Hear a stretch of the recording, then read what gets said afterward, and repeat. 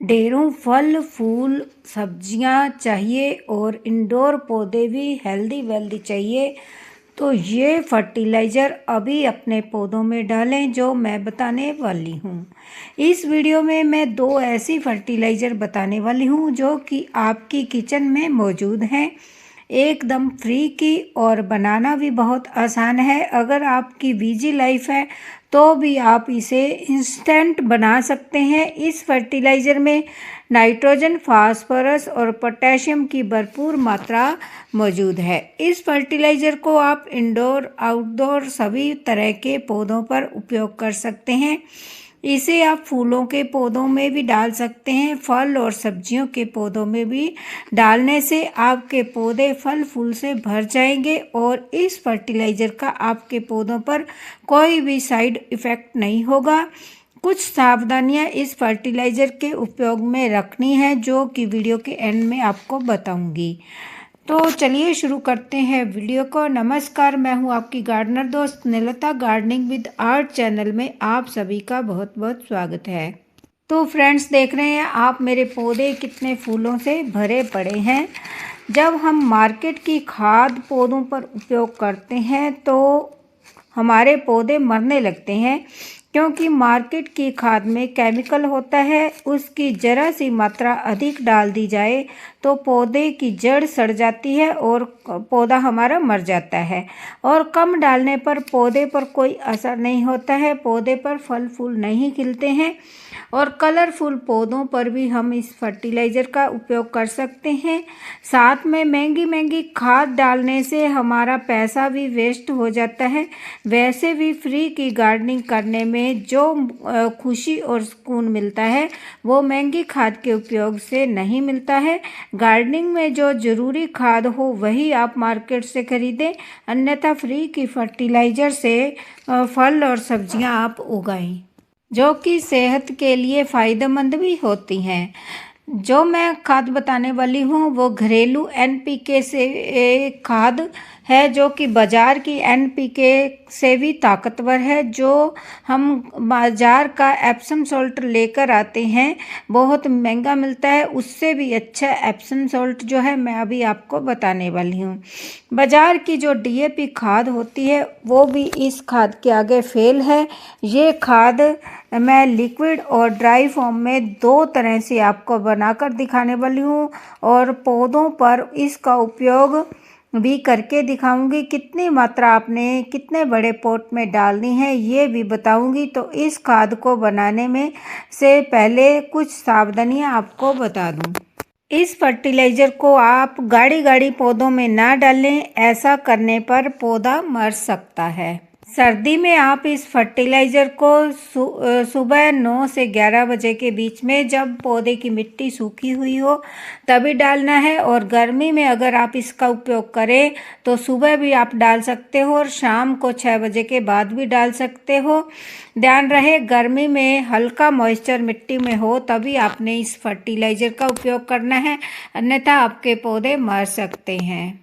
इस फर्टिलाइज़र का आप अपने पौधों पर फोलिएज स्प्रे भी कर सकते हैं। सभी तरह के स्पाइडर माइट्स, एफिड्स और मिली बग्स पौधों से हट जाएंगे। सर्दियों में जब धूप नहीं निकलती है तब पौधे जो है मरने लगते हैं, क्योंकि धूप न निकलने के कारण पौधों पर कीटाणुओं का अटैक होने लगता है। फूल वाले पौधों पर आप इसका स्प्रे फूलों के नीचे करें, फूलों के ऊपर तभी करें जब फूलों के ऊपर भी आपको एफिड्स दिखाई दे, जैसे मैं फूलों के ऊपर दिखा रही हूँ काले काले से एफिड्स।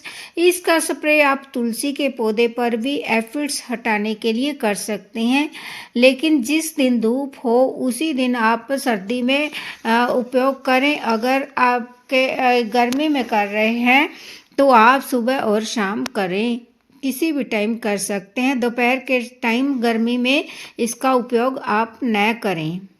आप इस फर्टिलाइज़र का उपयोग गुलाब, गेंदा, पिटूनिया, हिबिस्कस, टमाटर के पौधे, चिली के पौधे, भिंडी के पौधे, बैंगन, कड़ी पत्ता का पौधा, मनी प्लांट, स्नेक प्लांट और एरिका पाम में भी कर सकते हैं। जिन पौधों पर आपने नहीं करना है उसकी बात कर लेते हैं।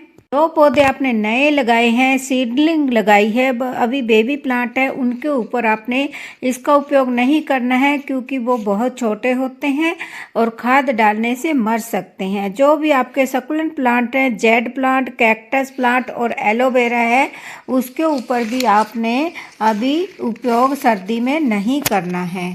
जो पौधे अभी आपने रिसेंटली रिपोर्टेड किए हैं, किसी दूसरे पॉट में लगाए हैं, उन पर भी इसका उपयोग ना करें। जो भी पौधे आपके बीमार हैं, सूखे सूखे से लग रहे हैं, जो स्ट्रेस में आए हुए पौधे हैं, उनके ऊपर भी इस फर्टिलाइज़र का आप उपयोग न करें।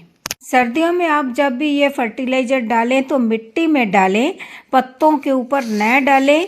अगर एफिड्स हैं तभी आपने पत्तों के ऊपर इसका स्प्रे करना है और 15 दिन में सिर्फ एक बार ही इस फर्टिलाइज़र का उपयोग करें। अगर मिट्टी गीली है तो आप ड्राई फॉर्म में इसका उपयोग कर सकते हैं सर्दी में। अगर मिट्टी सूखी है तो आप लिक्विड फॉर्म में इसका उपयोग कर सकते हैं। गर्मी में आप सुबह या शाम इसका उपयोग करें। और अगर इस फर्टिलाइज़र में बदबू आने लगे ज़्यादा तो फिर इसका उपयोग आप न करें। ये ताज़ा बनाकर ही इस फर्टिलाइज़र का आप उपयोग करें। चलिए फर्टिलाइज़र बनाना बता दें आपको। इस फर्टिलाइज़र को बनाने के लिए आप कोई भी प्लास्टिक की बोतल ले सकते हैं, 2 लीटर की हो, आधा लीटर की हो। जितनी ज़्यादा क्वांटिटी आपने इसकी बनानी है उतना ही बड़ा आप बर्तन ले लें। देखिए आप कोई गिलास भी ले सकते हैं, कांच का हो या कटोरी हो। अगर आपने कम मात्रा में बनाना है तो, अगर आपने बहुत ज़्यादा मात्रा में बनाना है फिर आप बड़ी बकेट भी ले सकते हैं। देखिए मैंने ये फर्टिलाइज़र बोतल में भी बनाई हुई है, लेकिन जो बकेट में बनाई है ये मैंने बहुत सारी बना रखी है क्योंकि मेरे पास बहुत से पौधे हैं। तो देखिए आपने कोई भी बर्तन लेना है, उसमें जो है किचन से निकले हुए प्याज के पतले वाले छिलके, अदरक और कोई भी खट्टा फल का छिलका जो होता है, नींबू हो, संतरा हो या मौसमी हो, वो डाल दें। और इसी में ही एक छोटा गुड़ का टुकड़ा आपने डालकर रखना है। देखिए 10 गुना सिंपल पानी मिक्स करके सभी फल फूल और सब्जियों के पौधों में आप इसे डाल दें और ढेरों फल फूल और सब्जियां पाएँ। चलिए सूखा खाद बनाना सिखाएं। जो प्याज के छिलके होते हैं, अदरक के छिलके या कोई भी खट्टे फल के छिलके होते हैं, उनको आप सुखा लें। देखिए ये मिर्ची के पौधे थे, सुखाने के बाद मिक्सी में पीस लें तो आपकी सूखा खाद भी बनकर रेडी हो जाएगी। इसे आपने पौधे की मिट्टी को गुड़ाई करके तो 1 चम्मच मिट्टी में जो है डालना है। ये मेरे आलू के पौधे हैं तो इसमें मैं साइड में एक गड्ढा बनाकर 1 चम्मच डाल रही हूँ। ये मेरा 10 इंच का पॉट है। तो वीडियो अगर यूजफुल लगी हो तो लाइक शेयर और कमेंट करें। मिलते हैं किसी नेक्स्ट वीडियो में। Bye bye. Thank you for watching.